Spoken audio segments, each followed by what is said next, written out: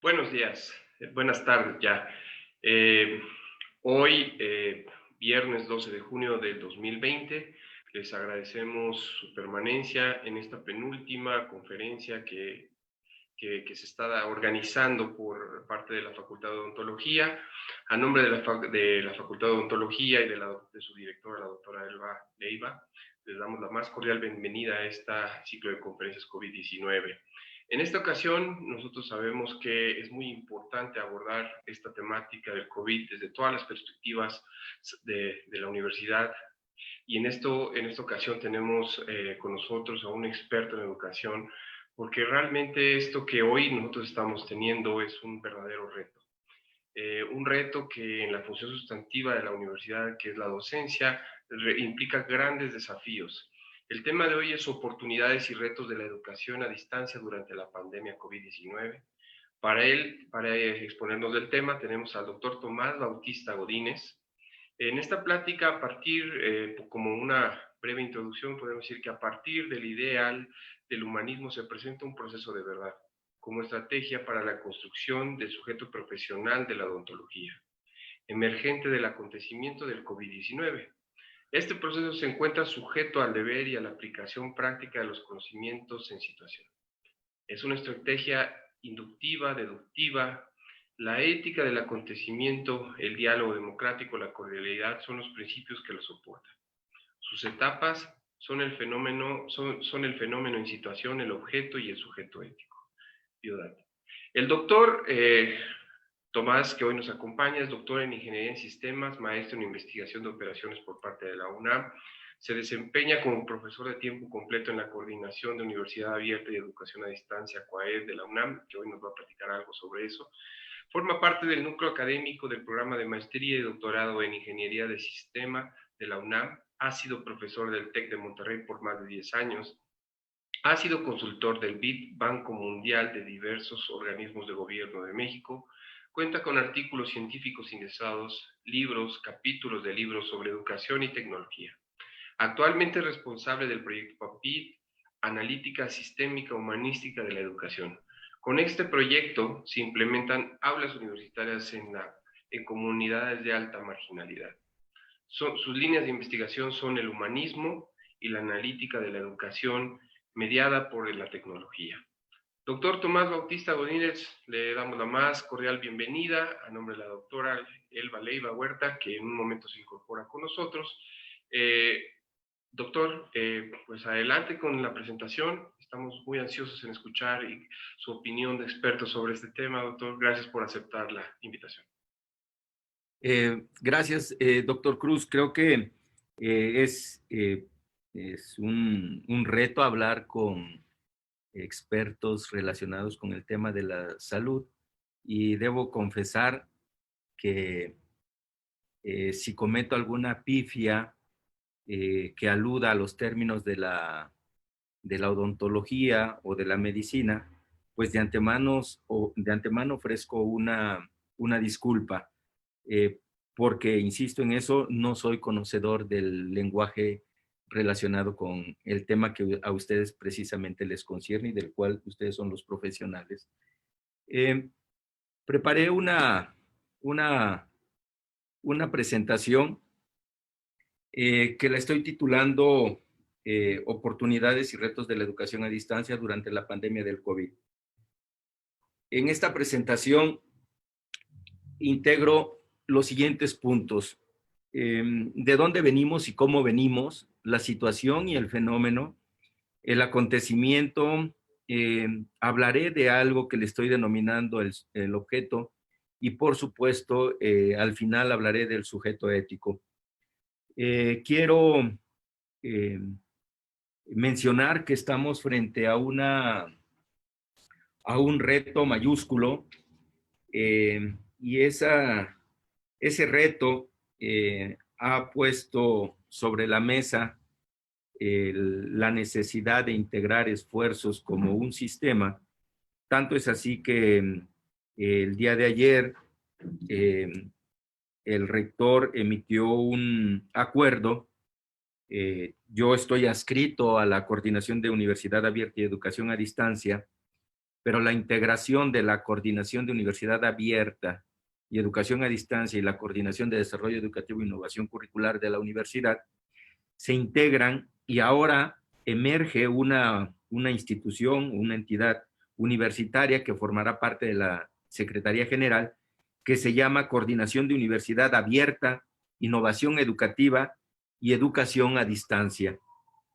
Esto sucede frente a los acontecimientos del COVID. Ese es, digamos, uno de los rasgos distintivos que jamás podremos olvidar, de que a partir de esta situación emerge esta condición.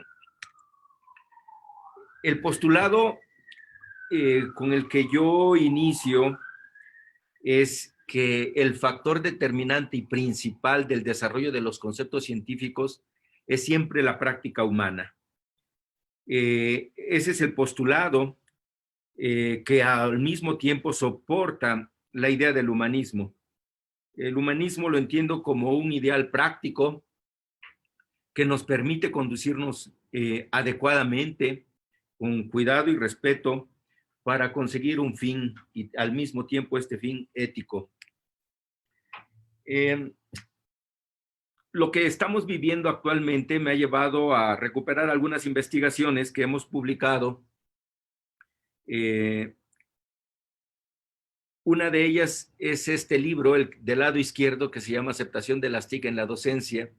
Este libro lo publicamos en el 2012, en plena efervescencia de las redes sociales.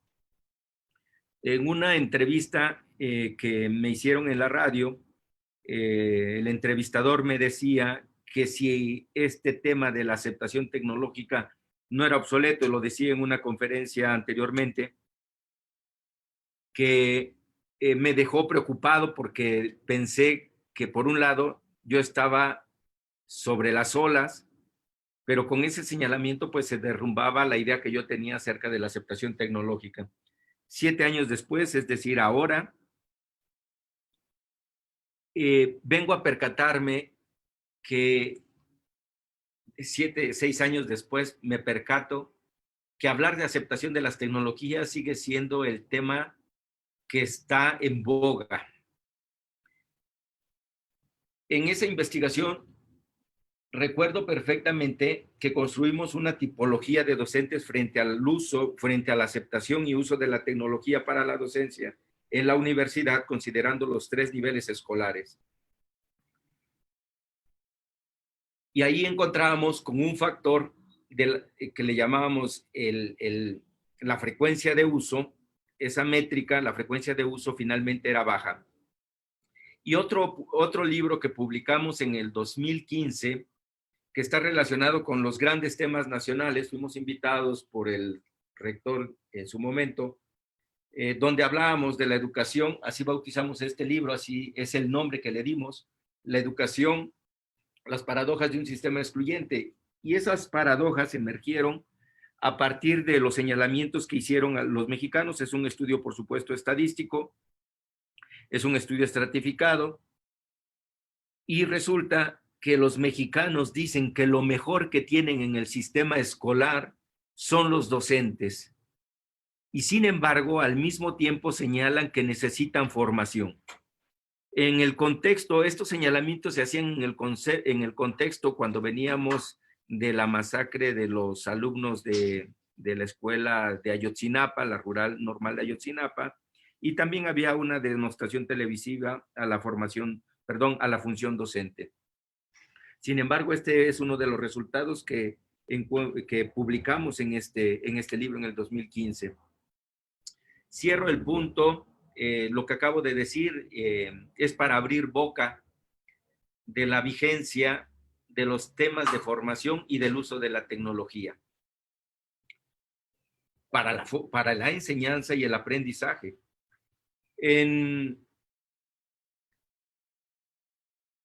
Hace un rato decía que tenía que hablar de la idea del ideal del humanismo.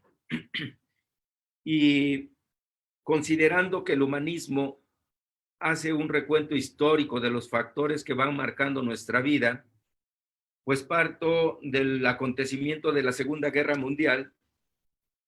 Y en la Segunda Guerra Mundial se estaba hablando de ética. Y aquí abro un paréntesis para decir que entiendo por ética como el ejercicio del humanismo. Ética es humanismo. Sin embargo, después de la Segunda Guerra Mundial, ese término que huele a los griegos o que huele a un curso retórico sin sentido, después de la Segunda Guerra Mundial se pone de moda ese término, el término de la ética, y se entiende desde esa década, de la década de los 50, como una ética de los valores que está asociado al cuidado del bien vivir, del bien morir. Incluso ahora que está de moda el tema de la analítica y de la inteligencia de negocios, está relacionado con el cuidado de los datos, y el cuidado de los datos está relacionado a la ética. Uno de los rasgos que actualmente se está criticando, por supuesto, no es mi planteamiento el de denostar las comisiones de ética como sucede tradicionalmente en la medicina. Me parece que son necesarios, pero tendríamos que pensar qué tipo de ética nos tendría que conducir a través de nuestra docencia. La ética después de la Segunda Guerra Mundial invoca la vida. Ahí sí también hago una crítica de la invocación de la vida. Y estas críticas me hacen pensar en una ética de las situaciones.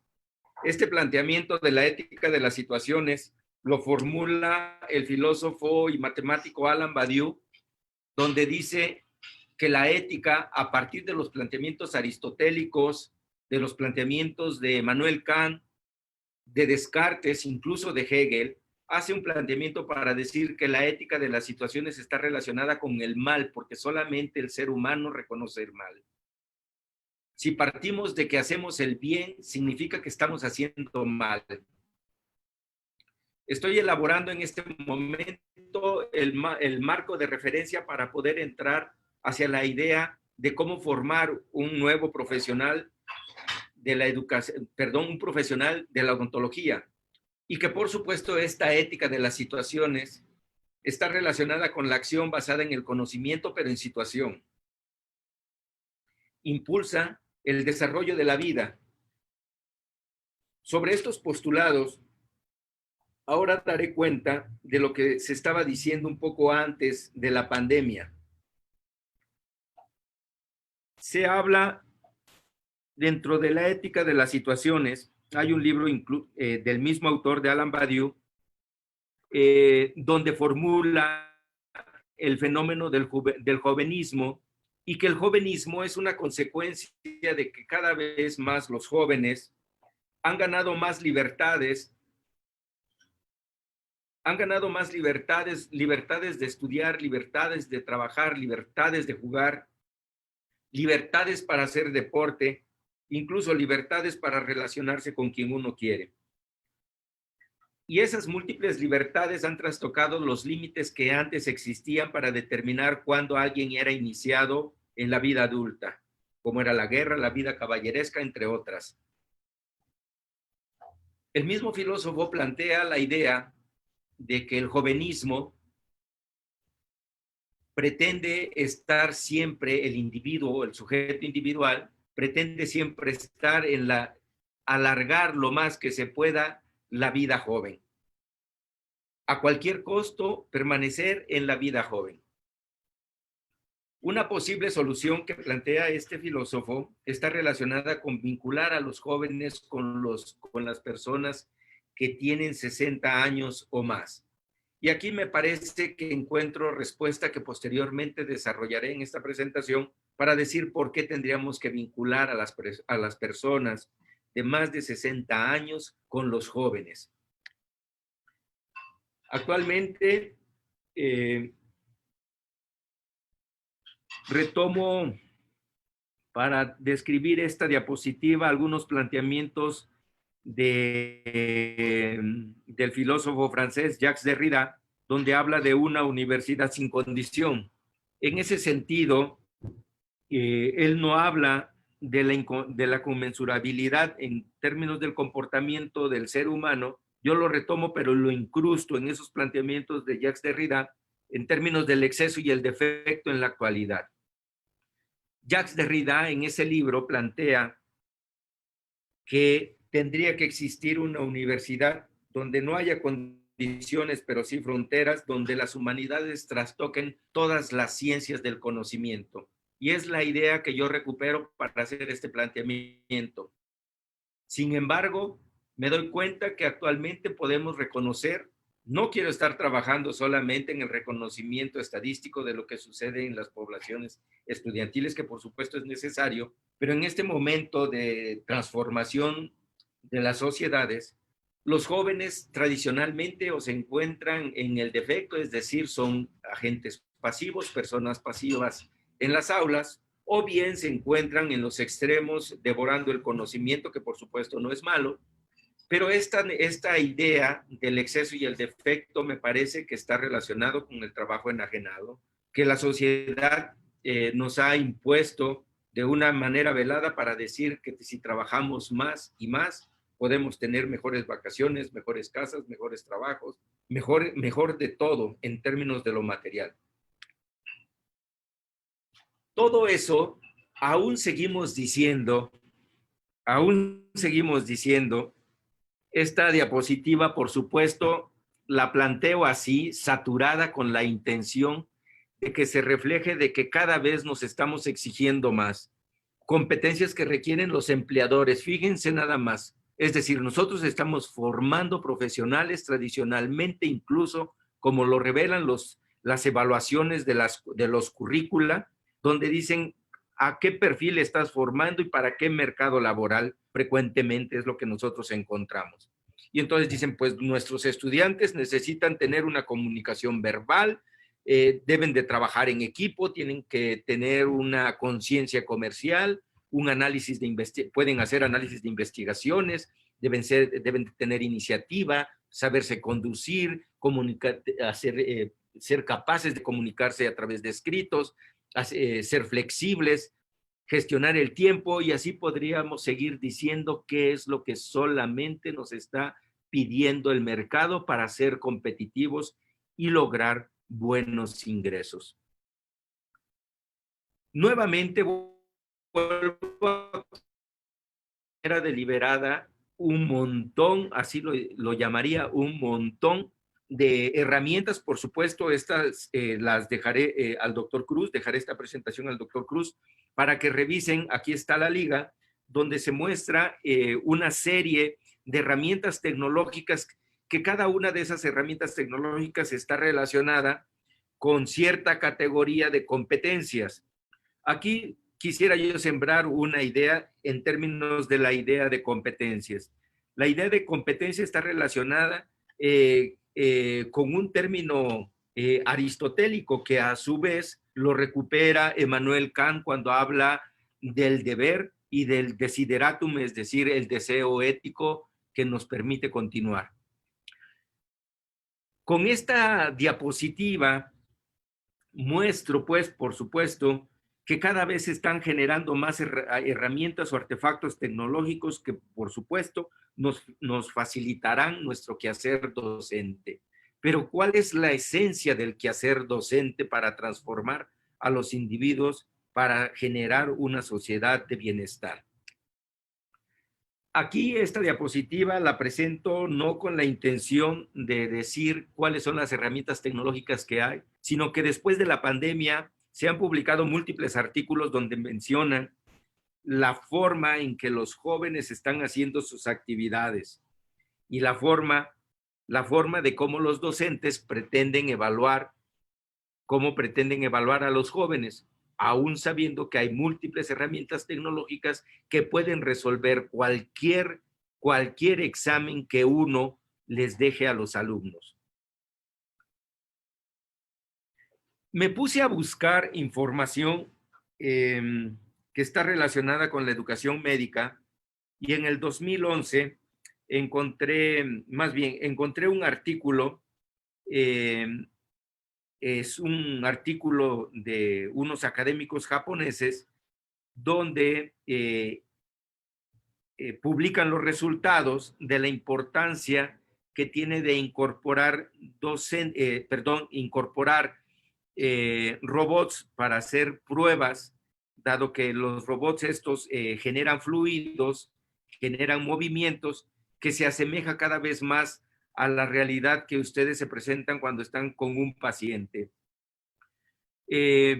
Hacen un estudio comparativo donde dicen cómo se comporta un alumno frente a un maniquí versus cómo se comporta un alumno frente a un robot que tiene alteraciones imprevistas para que el alumno, por supuesto, se perturbe cuando esté realizando alguna función de su profesión. Encontré al mismo tiempo trabajos de simulación virtual. Aquí en esta diapositiva ustedes se percatarán a partir de esta línea de tiempo de cómo ha ido evolucionando, y a partir del 2003 se han generado simuladores en 3 dimensiones para poder hacer el ejercicio que ustedes normalmente hacen. Hay una crítica en estos artículos que ustedes seguramente lo saben, la dificultad de conseguir pacientes, personas, por supuesto, que carezcan o tengan una dolencia que esté relacionada con su profesión. Entonces, la importancia de generar estos simuladores los están reportando, por supuesto, en la literatura. Y algo que encontré, ahora que estuve revisando información relacionada con su campo, un estado del arte sobre la realidad aumentada. Y este artículo de 17,000 artículos se quedan con 17 artículos, algo así. Y dice que los artículos que reportan como estado del arte, el 70% de quienes están promoviendo el uso de la realidad aumentada han sido desarrolladas, por supuesto, de manera multidisciplinaria, con profesionales, profesores o estudiantes que están relacionados con la educación médica. Hasta allí me detengo. Con esas 3, 4 diapositivas, además de lo que hablé de la ética, yo quisiera decir que los avances tecnológicos que están relacionados con la medicina son extraordinarios, como los avances tecnológicos que ustedes han implementado en sus aulas virtuales o en sus espacios donde están hablando de tercera dimensión. Me refiero a la Facultad de Odontología. Cierro ahí el campo disciplinario de ustedes. Ofrezco esa información para quien la quiera consultar. Están los artículos disponibles en la red que creo que dan cierta pauta de hacia dónde se están moviendo las dinámicas de la enseñanza de la educación a través de la realidad aumentada, de la realidad virtual y, por supuesto, de los pues de tercera dimensión física no viviente. Cierro ese punto. He tocado el de la ética, he tocado de cierto modo la idea de los avances en términos de la simulación. Y hoy, dado que la presentación se habla de retos y que hoy le están mostrando a la sociedad desde las universidades la importancia que tiene la educación a distancia, yo he estado trabajando la idea de la educación a distancia, he estado estudiando los temas de la perseverancia escolar, y he encontrado varios artículos que coinciden con estas cifras. Este es uno de los retos, algo sobre lo que nos queremos sujetar, que es la educación a distancia. La educación a distancia tiene esta problemática. La educación a distancia, si nosotros la comparamos en términos de tasa de abandono, abandonan en términos generales entre un 10 y un 20%. Sin embargo, quienes se quedan en un rango del 39 al 83% logran concluir una licenciatura. Pero miren qué contrastante es cuando hablamos de una modalidad a distancia. Estamos hablando que la educación, que el abandono es muy alto, que está entre un 25 y un 40%.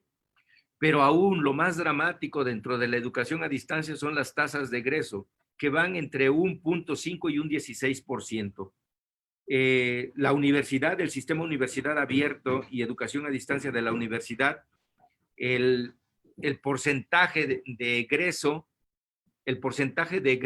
se encuentra alrededor de un 15-16%. La tasa de abandono es solamente el el 30% de los que ingresan al sistema Universidad Abierta y Educación a Distancia logran avanzar.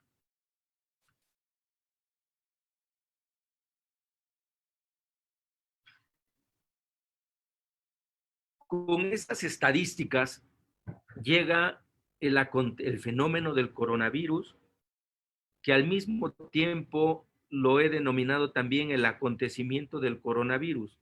Diré después por qué le estoy llamando el acontecimiento del coronavirus.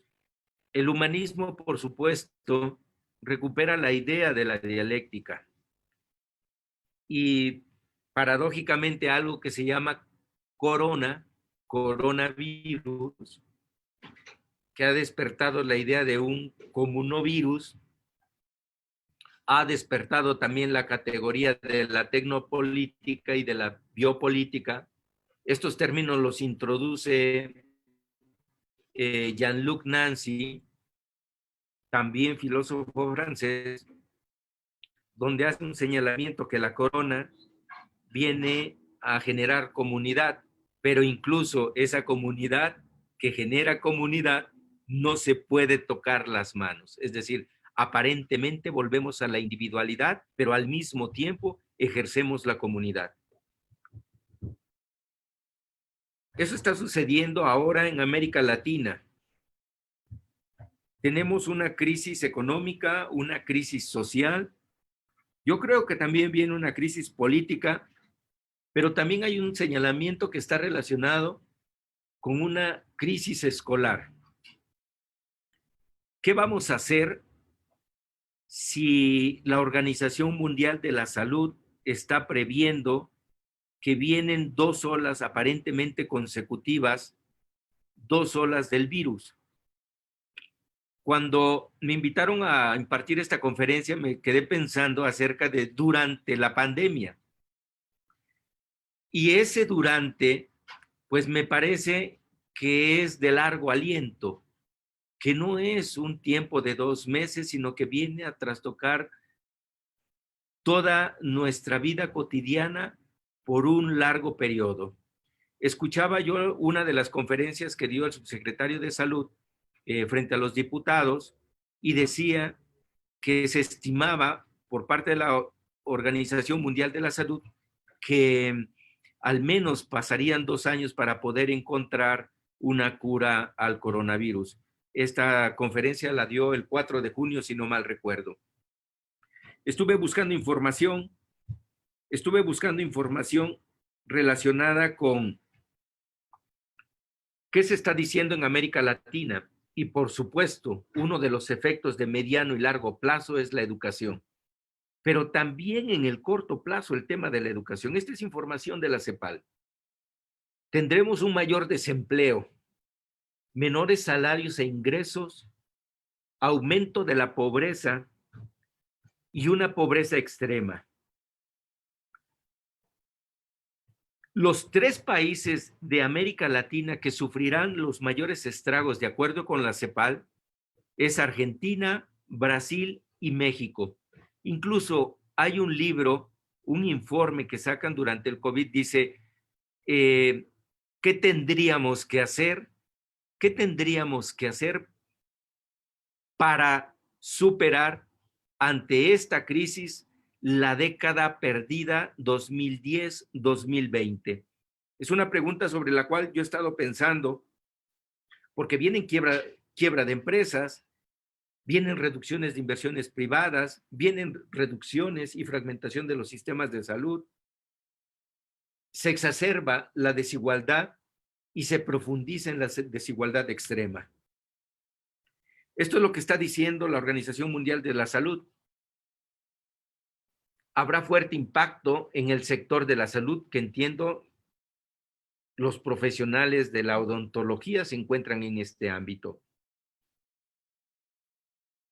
El diagnóstico dice que no se ha invertido, por supuesto, yo no sé si suficiente o muy poco en los sistemas de salud.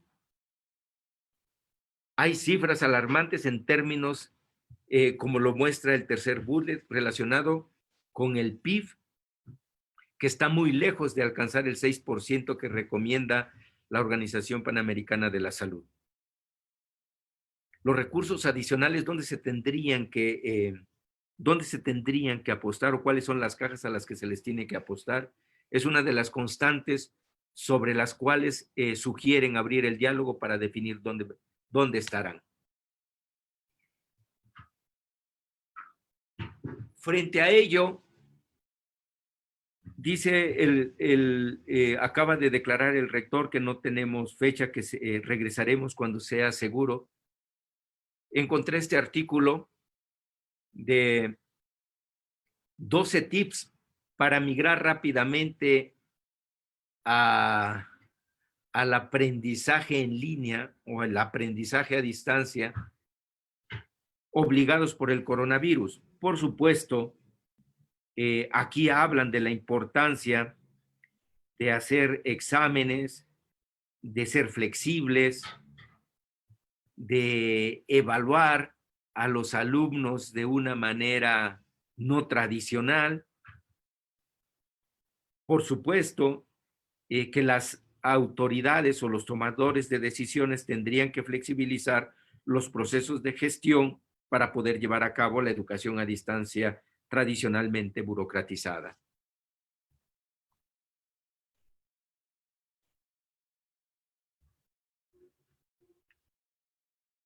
Ahora me pregunto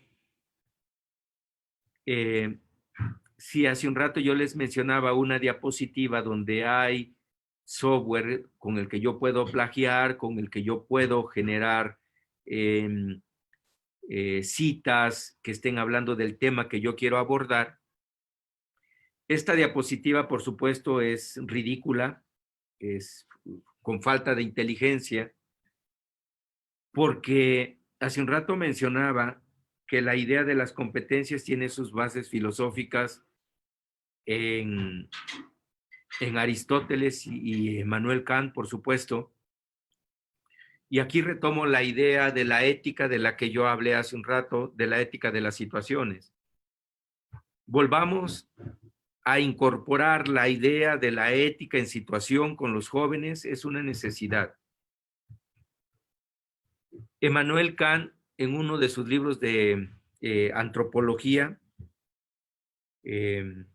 no recuerdo perfectamente, pero la palabra es antropología, allí señala la diferencia entre la astucia y la sagacidad, y que la astucia y la sagacidad encuentran soporte en las competencias, pero al mismo tiempo esas competencias tendrán que ser guiadas por un desideratum. Y Alan Badiou dice, pero que no sea el trabajo enajenado. Entonces, ¿qué tendría que guiar a los jóvenes para formar otros ciudadanos? La astucia es la forma habilidosa de realizar las actividades para sortear las condiciones que me establecen inmediatamente.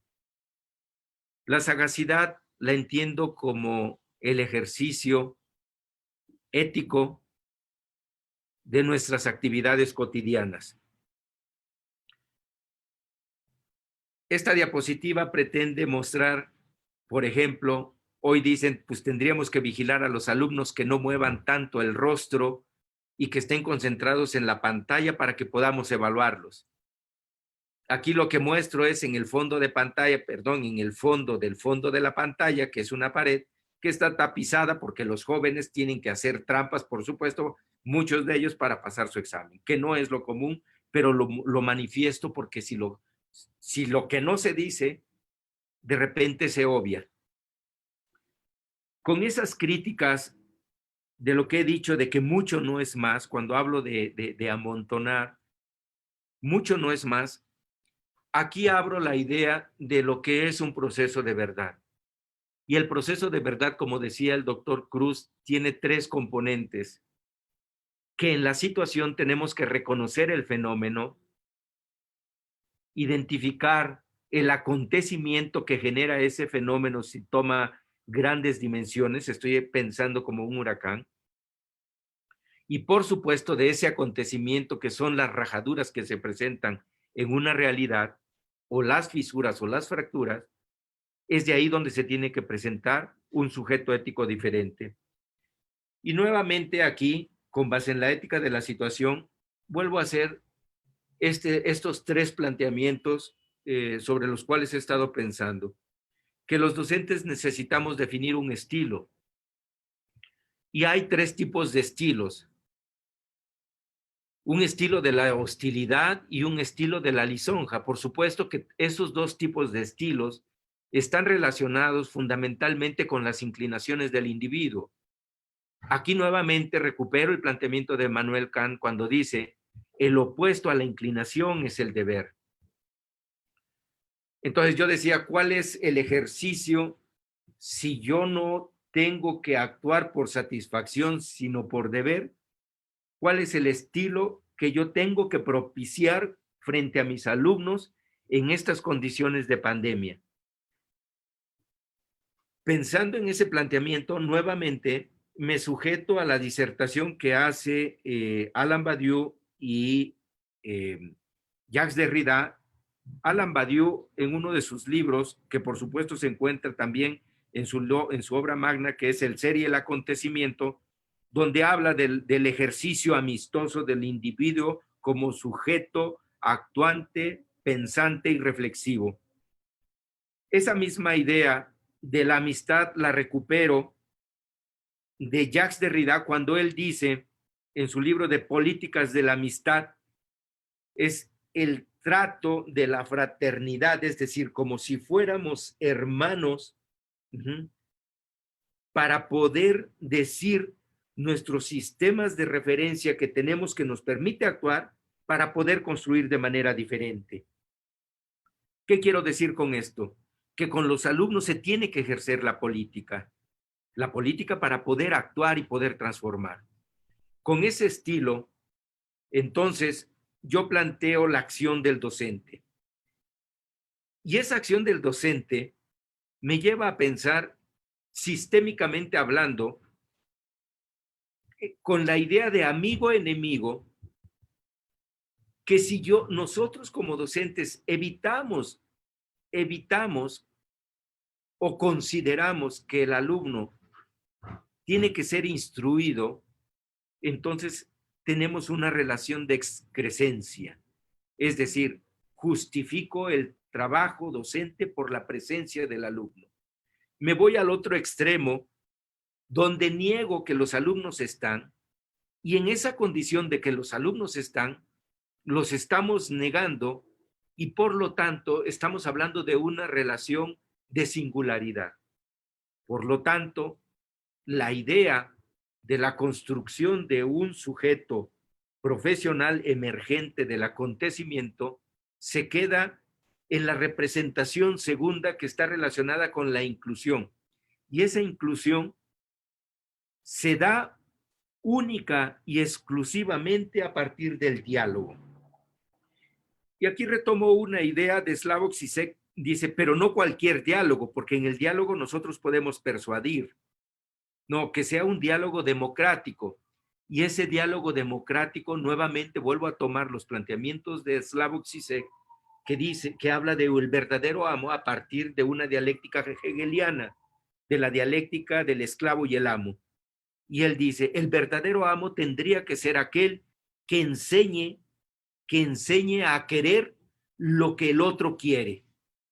Con ese planteamiento me vengo a la idea del fenómeno, que es la otra categoría, el fenómeno en la situación.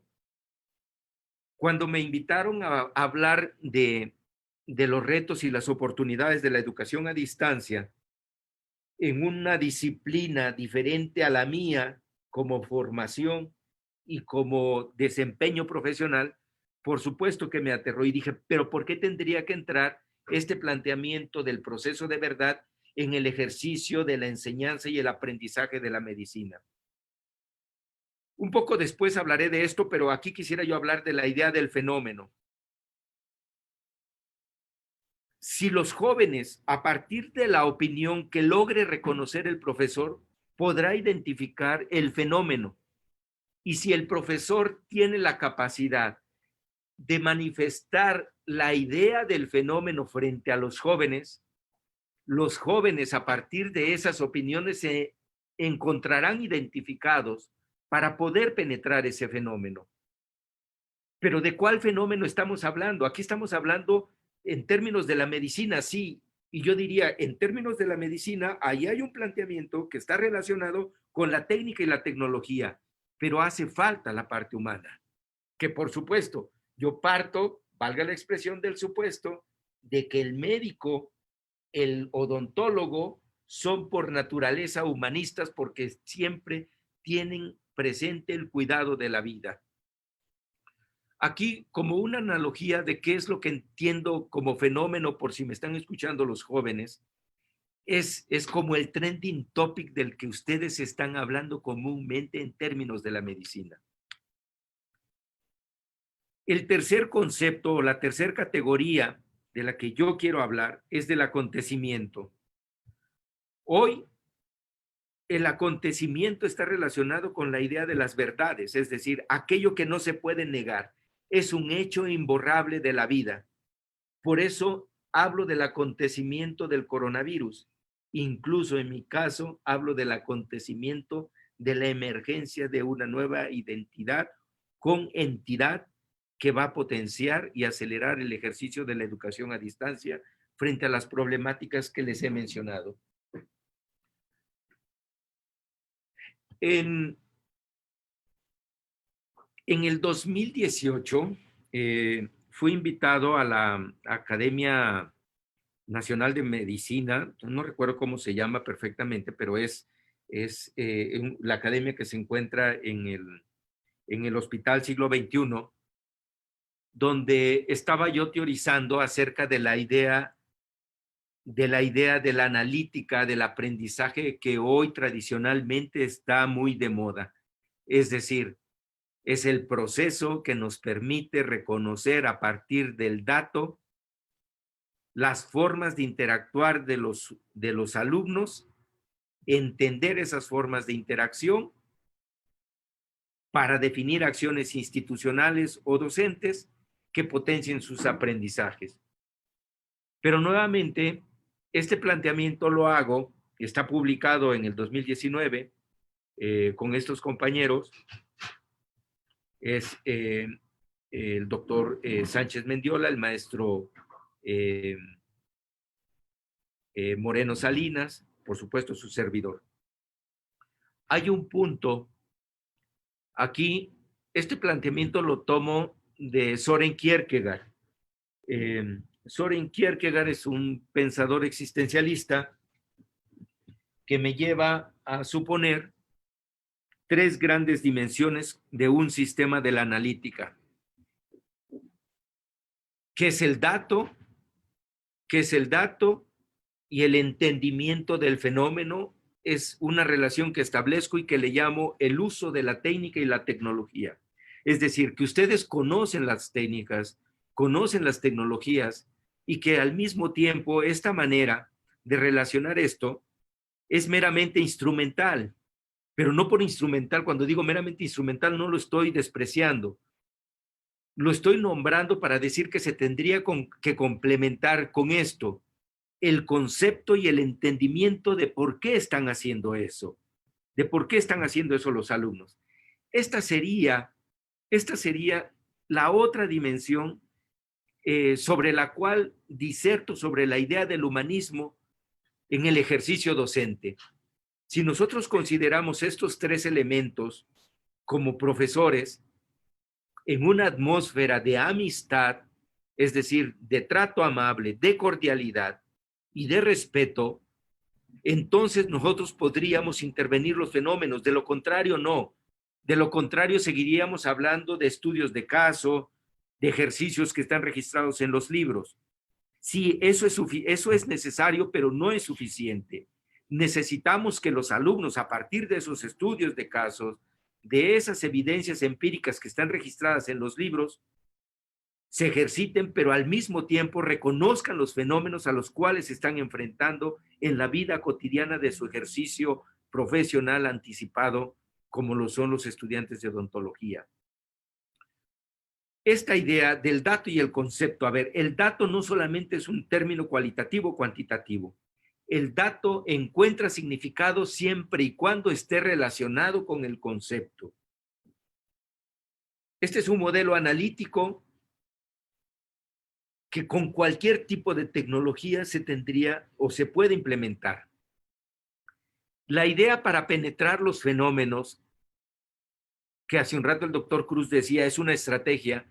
La estrategia es el fenómeno, reconocer a través de las opiniones cómo penetrar ese fenómeno. Es decir, que la opinión encuentra respuesta en lo más profundo del fenómeno y es a través de un proceso inductivo-deductivo. Esto, como lo acabo de decir, se puede llevar a cabo siempre y cuando esté presente un diálogo democrático y el ejercicio de la fraternidad. Este ejercicio, este proceso de analítica que les acabo de mostrar, yo lo estoy implementando. Hace un rato hablaba yo de la singularidad. Si logramos atender las necesidades a partir del fenómeno que se presentan en las singularidades, más fácilmente o con menos dificultades podrá implementarse en condiciones más favorables y menos adversas que donde hay una muy alta marginalidad. Me regreso nuevamente a este planteamiento. Aquí yo digo, como ingeniero de sistemas que soy, en el ámbito de la planeación, a nosotros nos han enseñado a hablar tradicionalmente de un futuro idealizado. Yo quisiera oponerme a ese planteamiento y sí hablar de un devenir, porque no somos agentes determinados, sino que nos podemos estar construyendo continuamente. Hace un rato mostraba yo los señalamientos catastróficos en términos económicos, políticos y sociales y de salud y educativos que vienen para América Latina y el mundo en general. ¿Cómo tenemos que pensar nuestro quehacer docente y nuestros procesos de aprendizaje como alumnos? Tendremos que pensar a partir de este modelo en una idea del devenir con el porvenir que nosotros queremos construir. Y ese porvenir está basado en un concepto que se llama ucronía.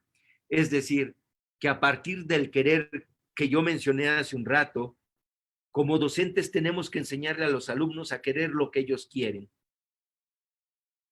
Pero ¿qué es lo que ellos quieren si yo estoy de cierto modo reticente a decir que la realización personal está relacionada con la adquisición de un auto, con mejores salarios? Eso es necesario, pero no es suficiente. Entonces, ¿qué anteponer? Y hay cuatro grandes referentes que yo quisiera presentar en este momento, a partir de este planteamiento. Si yo estoy diciendo que no podemos seguir en el trabajo exacerbado o en el trabajo que nos cosifica, tendríamos que pensar entonces en apostarle a alguna de estas cuatro categorías sin descuidar las otras. Es decir, que nuestro ejercicio esté basado en la ciencia o que nuestro ejercicio esté basado en el arte o que nuestro ejercicio esté basado en la política o que nuestro ejercicio esté basado en el amor. Y un ejemplo, cuando yo digo del amor, no estoy pensando en términos del sexo. Estoy pensando en el ejercicio de la amistad para poder construir. Pero incluso pensando en el amor de pareja, ¿quién no ha hecho hasta lo imposible, que ha movido fronteras que él no conocía para conseguir lo que el individuo ama? Y no estoy hablando de una idea nihilista, porque insisto, el amor genera dicha, la ciencia genera tranquilidad, el arte genera placer. Todos estos planteamientos los he llevado a la montaña de Guerrero, actualmente en una zona donde solamente hay internet por fichas, no sé si sepan qué es eso. En esa comunidad, en la región MEPA de Guerrero, que es la alta montaña, que está considerada como de muy alta marginalidad, he estado implementando este modelo, porque las estadísticas revelan que en esas zonas la gente no aprende matemáticas. Si en las comunidades urbanas no aprenden matemáticas, en esas condiciones menos. Y yo parto del supuesto de que eso no es posible, que no estamos determinados a la marginalidad, siempre y cuando el planteamiento que yo hago es que si llevamos estos modelos fenomenológicos a las condiciones, con todas las condiciones ilimitantes que se presentan, podemos transformar esas sociedades. Para cerrar, a manera de conclusión,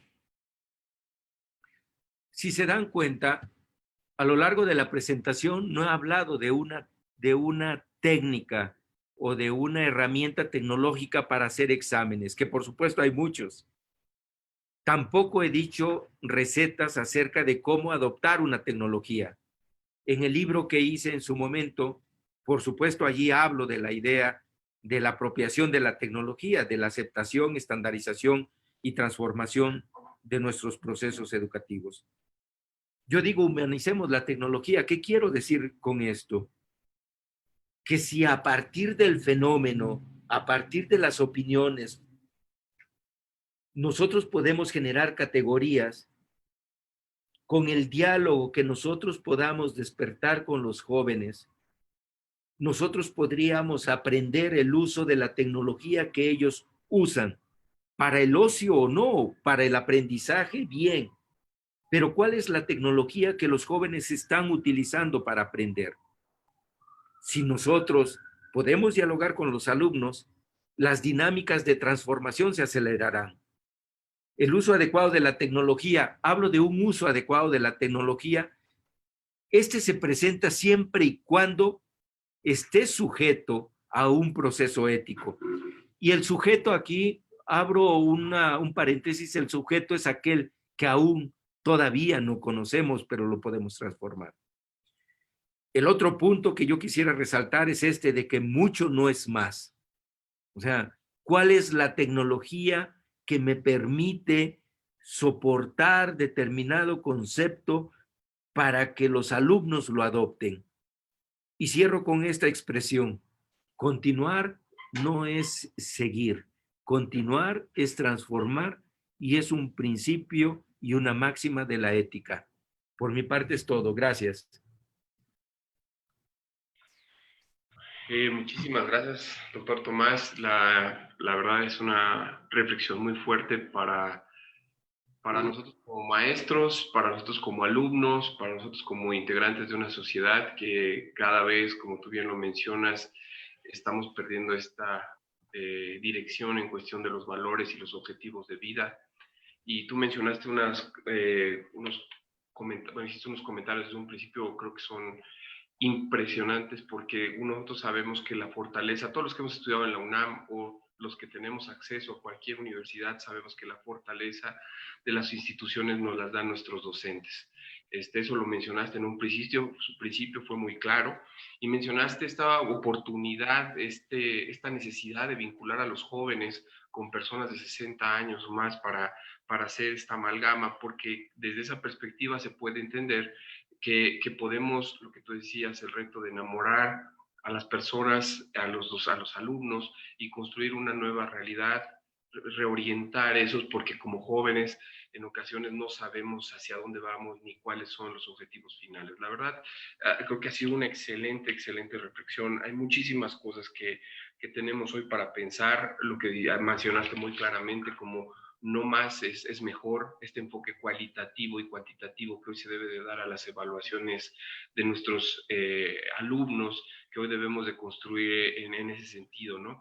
Nos requiere muchísimas cosas que tú hablaste de diferentes enfoques filosóficos que nos acercan a una construcción diferente de esta cuestión de la práctica odontológica, porque ahora en esta forma de replantear cómo se va a evaluar, nosotros como odontólogos somos muy manuales y en ese sentido a veces creo que ya hay mucha gente que está poniendo de manifiesto esta necesidad de un intercambio o una reconsideración humanística de volver a estos valores a pesar de la práctica, ¿no? No significa que no se practique, significa que hoy las condiciones, como tú bien lo mencionas, el fenómeno, el suceso del COVID-19 nos debe de hacer buscar otra construcción a lo mejor más científica, menos práctica, porque así lo requiere, ¿no? Hoy es un cisma, esto pone de manifiesto probablemente muchas cosas que ya teníamos atrás, pero creo que es muy acertada tu participación porque nos está planteando muchas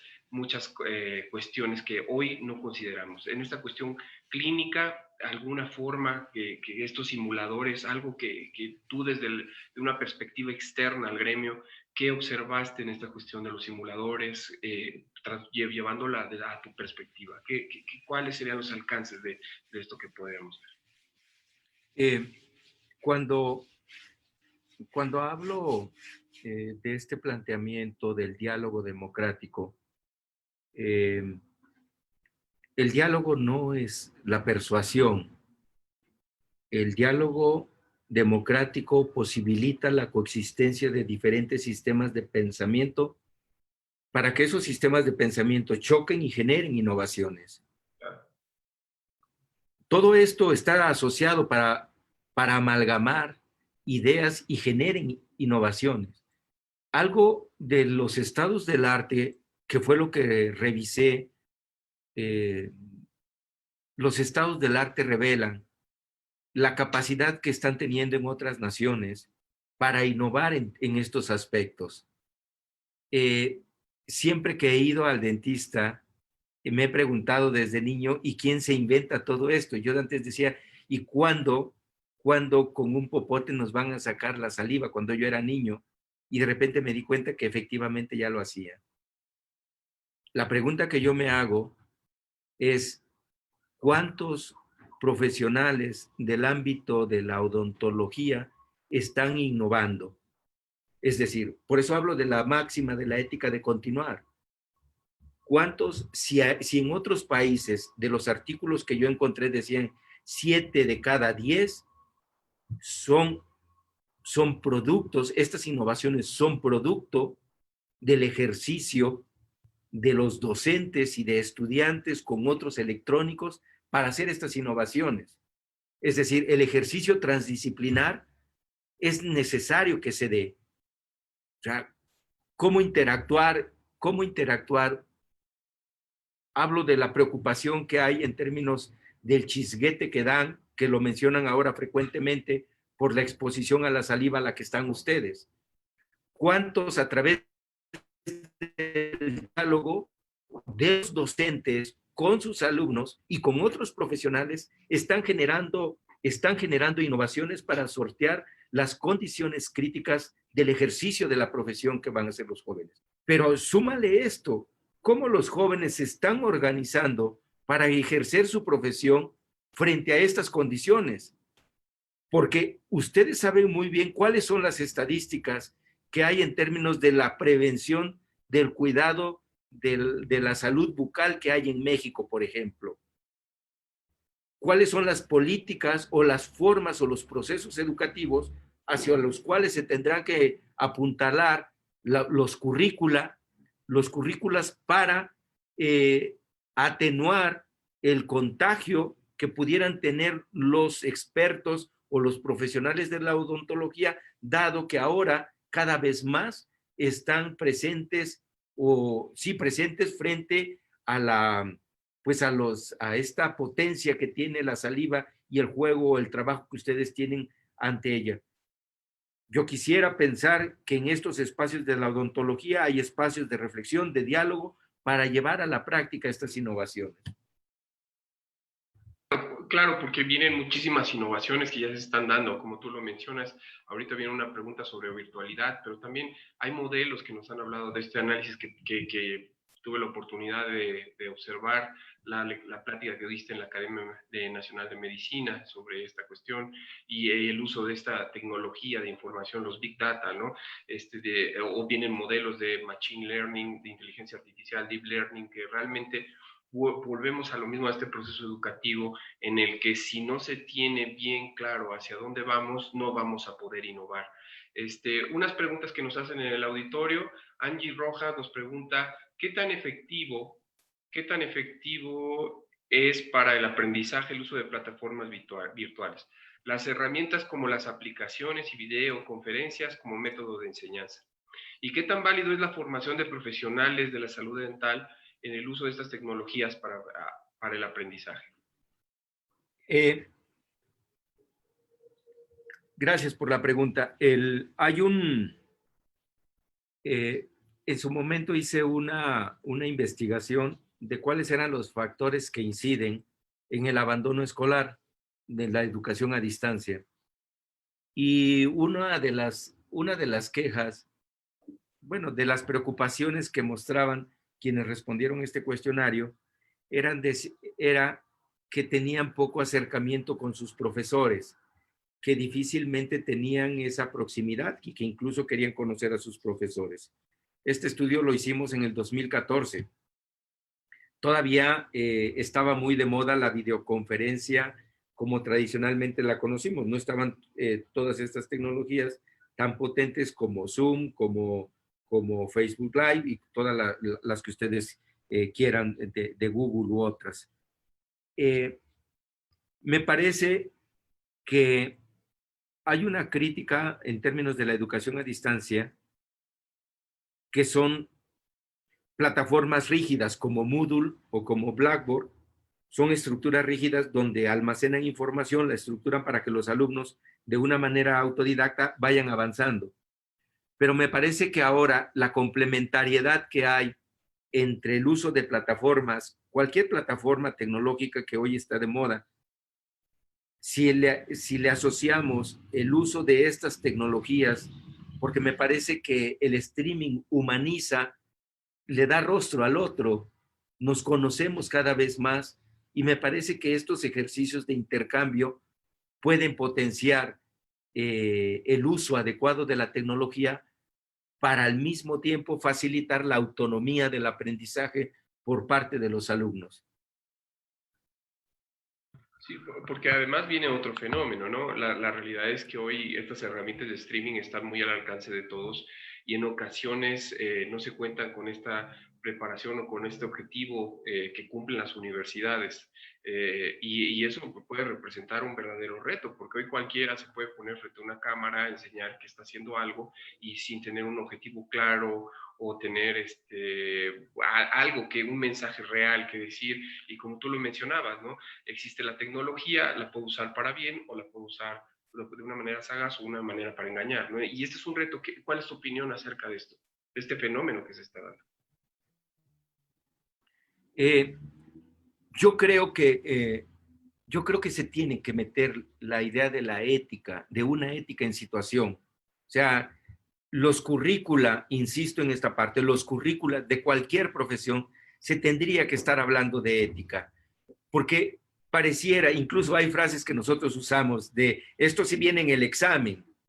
O sea, es como son expresiones, parece banales, pero son punitivas, que lo que nosotros estamos haciendo como docentes es preparar a los alumnos no sobre el fenómeno que se van a encontrar, sino para resolver algo inmediatamente y poder sortear habilidosamente o astutamente una práctica que el docente promueva en el mejor de los casos con una idea genuina.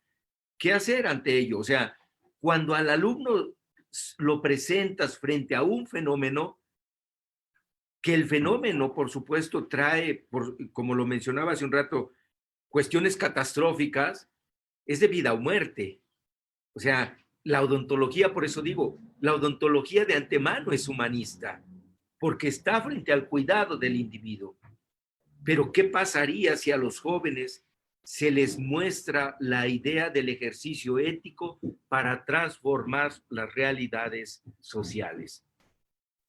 Que bueno, esto nos enlaza con la pregunta del doctor Enrique Navarro Bori, que primero lo felicita por la excelente conferencia y pregunta esto sobre la realidad virtual, que si cree que en un futuro cercano es la posibilidad poder seguir preparándose a los cirujanos dentistas mediante este medio, que tiene que ver como usted lo comenta, sí tener la tecnología, pero la humanización puede ser todavía más importante, porque tecnología sin humanización probablemente no dé el mismo, bueno, no da el mismo resultado, ¿no? Yo creo que haré el comentario, me parece que me pone en una encrucijada con lo que dice la última pregunta que me hacen. porque no soy un experto en términos de los modelos virtuales, pero me voy al campo de la ingeniería. Cuando yo comencé a trabajar la idea, de la educación a distancia y el humanismo, si se dan cuenta, la universidad ha trabajado particularmente, con licenciaturas de Derecho, de Trabajo Social, de Contaduría, y poco a poco se han estado sumando esfuerzos, por ejemplo, la Facultad de Medicina y la Facultad de Odontología. Quienes están estimulando de una manera más sistemática la educación a distancia y la realidad virtual es la Facultad de Medicina. Es decir, porque le han visto provecho en términos de sensibilizar a los jóvenes, de sensibilizar la vida humana para tener un mayor cuidado. Lo que quiero decir con esto es que hay evidencias dentro de la misma universidad que la realidad virtual sí está generando elementos atractivos para la enseñanza. Pero insisto con esto, no podemos desprendernos de la situación. O sea, cuando hablo del proceso de verdad, si solamente seguimos ejerciendo en términos de la virtualización, por la virtualización para la obtención de credenciales y no estamos en situación, nuevamente estamos deshumanizando a la tecnología. Tenemos que humanizar la tecnología. Hoy creo que nos ha ganado la vorágine de generar más y más tecnologías y hemos dejado el lado humano. No hay más en el planeta que pueda dialogar más que el ser humano. Es muy interesante. La última pregunta, última reflexión, doctor, que a mí se me hizo muy interesante sobre cuando planteabas estos diferentes porcentajes del sistema, comparando el sistema presencial como el sistema a distancia, en cuestión de abandonos, un 10-20% y un egreso de un 80% en un sistema presencial, en contraste con un 10% de deserción en un modelo a distancia y en un 16% de egreso. En ese sentido, bueno, y también en esta parte, porque al principio lo platicábamos y hacías un comentario muy importante, cómo la universidad está abordando hoy, de acuerdo a lo que platicamos hace rato con el mensaje del señor rector Enrique Graue, que nos comparte estos retos y estas estrategias que hoy están haciendo con los departamentos, los centros que tiene de educación a distancia, la universidad. Si nos podrías ahondar un poquito sobre eso, finalmente. Por supuesto que, dado que yo soy de la coordinación de Universidad Abierta, bueno, hasta ayer, coordinación de Universidad Abierta, en la página de la CUAED está el campus virtual. Allí se estructuró recursos educativos. La pregunta es, ¿cuántos docentes hicimos uso de ese recurso? ¿Cuántos? Por eso insisto, no sé si es dar la vuelta hacia atrás y decir, aprendamos a dialogar con los alumnos. Aquí me parece que tenemos que desterrarnos de la vanidad y afianzarnos a la idea de la confianza. ¿Sí? Y la confianza es decirle a los alumnos cómo vamos o que aprendamos a través del diálogo a usar la tecnología para podernos comunicar con los jóvenes. Ese es, creo yo, un punto que tenemos que afianzar para poder potenciar el egreso de los alumnos y disminuir el abandono escolar. Insisto en esta parte, volvamos a las declaraciones humanistas de la universidad. Y uno de ellos es el ejercicio dialéctico basado en el conocimiento para generar innovaciones. Mi apuesta, insisto, por eso recuperé lo que usted mencionó, que mostré en la Academia de Medicina, esa dialéctica. O sea, si solamente nos quedamos en la instrucción, no vamos a resolver el problema. Mi apuesta es abrir el diálogo con los otros, que los jóvenes son expertos en el uso de la tecnología para podernos comunicar. Muy interesante, doctor, de verdad, una gran reflexión que nos deja como docentes, como alumnos. No sé si por ahí la doctora Leiva quisiera hacer algún comentario. Un momentito. Claro que sí, doctor Luis Pablo. En primer lugar, buenas tardes. Perdón que toda la mañana no estuve acompañándolos, pero realmente tuve otras videoconferencias y me acabo de desocupar. Quisiera yo agradecer al doctor, la verdad, sus enseñanzas en relación a este tipo de educación que de antemano sabemos que lleva muchos años implementada en la universidad y que realmente a través del tiempo pues ha logrado afianzar todas las actividades y que en estos momentos de pandemia nos ha fortalecido mucho y nos ha ayudado mucho. Todos a final de cuentas hemos tenido que migrar hacia las plataformas, hacia la enseñanza-aprendizaje de manera virtual. Mil gracias y perdón por no haber podido haberlos acompañado. Gracias por la invitación. Bueno, pues a continuación vamos a dar lectura a la constancia, doctor Tomás. A nombre de la Universidad Nacional Autónoma de México, la Facultad de Odontología, otorga la presente constancia al doctor Tomás Bautista Godínez por su participación académica con el tema Oportunidades y retos de la educación a distancia durante la pandemia COVID-19. En el ciclo de conferencias COVID-19, atentamente por mi raza hablará el espíritu Ciudad Universitaria, 12 de junio de 2020, firma alcance nuestra directora, la doctora Elba Rosa Leiva Huerta, directora de la Facultad de Odontología de la Universidad Nacional Autónoma de México. Muchísimas gracias, doctor Tomás Bautista, por acompañarnos, por darnos esta tremenda reflexión, pues ponernos los retos. Vamos a finalizar esta transmisión de Facebook y vamos a continuar en unos cuantos minutos. El punto de la 1:30 los esperamos con el doctor Onofre Muñoz, comisionado de la CONAMED, que nos va a hablar de un tema muy interesante para el gremio más en este tiempo. Y bueno, pues nos vemos pronto, estamos al pendiente. Muchísimas gracias por habernos acompañado. Tengan buena tarde. Gracias. Hasta luego. Hasta luego. Gracias, doctor. Bye.